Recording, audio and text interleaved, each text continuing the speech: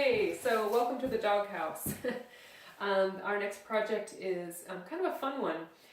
Up here is a flat beam, and suspended below it by about, I think it's 3/4 of an inch, is a secondary beam. So you can actually put your hands, I'll see if you can see, you can see all the way through it?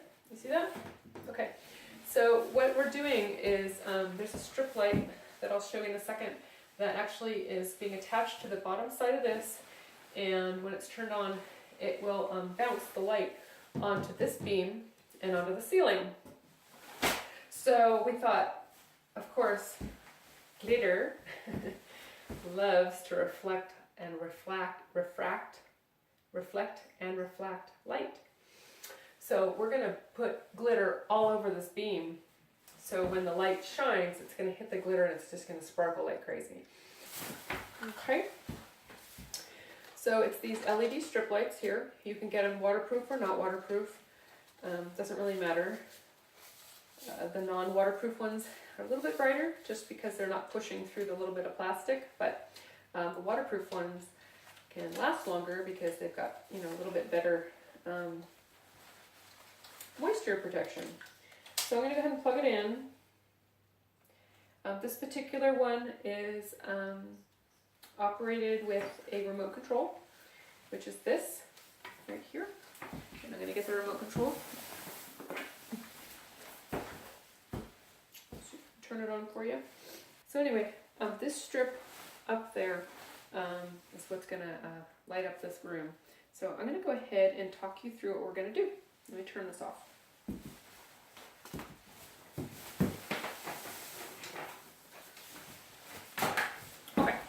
So what we're going to do is take an eggshell latex paint, and we're going to heavily paint this bar. So I'm going to start down here and do about 2 or 3 feet heavy painting. I've taped it off so that I can really slap it on. There's coverings on the floor because it's going to be messy because I'm going to make it really, really wet because I'm using the paint as an adhesive. And because it's a ceiling, it's really hard to get glitter on a ceiling. You can sit here and you can chuck it up there. But gosh, it's a mess, it gets everywhere, it gets in your eyes. So what I'm using is the glitter gun. You've seen maybe this in other videos. It's a hopper, like so, and fill the glitter up in here, and point this up at the ceiling, and manually grind it, shoots the glitter up. It's a beautiful thing. We sell them and rent them. For those people who are only going to do one project, renting might be the way to go. Okay, so in this particular case, I'm using a combination of craft glitter and polyester glitter. They're all clear because I want kind of a crystal cave look.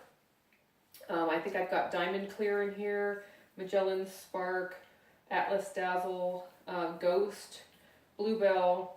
I think that's about it. Most of them are chunky. I went for some colossal flakes, which are those 1/8" hexagons, and I went for some jumbos, and I just mixed it all up into this beautiful batch here. It has a slight, very slight yellow tint to it because our walls are yellow, so I kind of wanted to bring that in.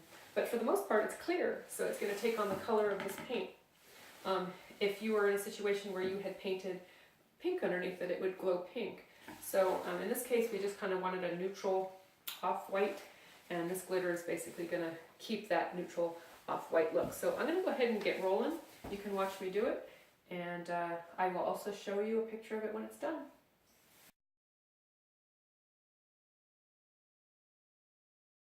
Hey there! So I'm just interrupting this little video to tell you about standing flake, okay? So normally when we talk about standing flake, it's when a glitter is thrown onto a surface, you ideally want it to lay flat on the surface. When it's standing flake, it means it's standing on its edge. Now that can cause a lot of problems when you are trying to seal it or with flaking, because if it's only touching on its side, it tends to flake off. When it's got full contact, it tends to stay on. So standing flake is usually something to be avoided. Now, occasionally standing flake is awesome. So the reason why it can be awesome is if you are wanting to bounce light in all different directions, okay? If you have it all laying down, it's going to tend to bounce like this. If you have it standing, not only is it bouncing on the stuff that's like this, but it's also bouncing on this angle or this angle or this angle or whatever the flake's doing on its edge, in addition to laying down. So when you want to have something that bounces light in crazy directions and is really eye-catching, standing flake may be a way to go. And the way you can achieve it is generally by tossing. When you tend to brush it on, it tends to lay it down flat. The glitter gun, with enough velocity, tends to make it stick flat again, although occasionally you'll get some standing.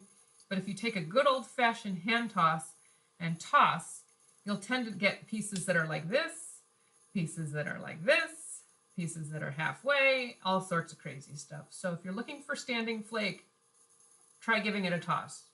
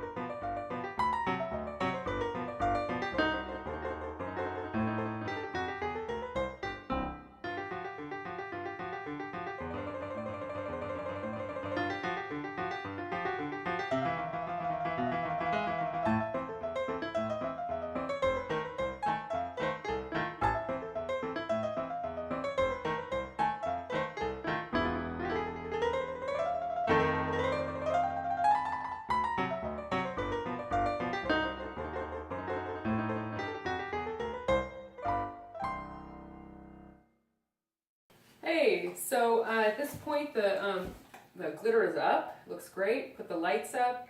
Down the back wall we're going to have another bar that'll hide the strips. That's not in yet, and we're not going to glitter that. So I go ahead and I'm going to spray just a very light amount of glitter blast on there.